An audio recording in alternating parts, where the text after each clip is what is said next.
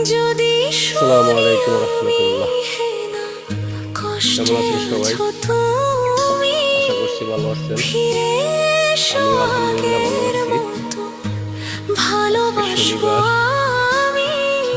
সাপ্তাহিক আসলে ব্রয়লার মুরগের বাজারের যে একটা অবস্থা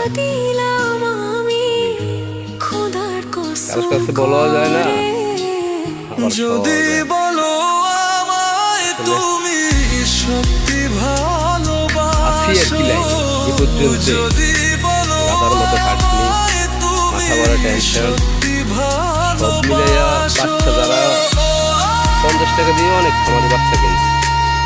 জানি না তারা আসলে কিভাবে ফলে। আমি তো আসলে বহুত কস্টিং বাঁচায় রাখছি, ইনভেস্ট করছি, তারপরে খুশি দিই না, ভ্যাকসিন করি না,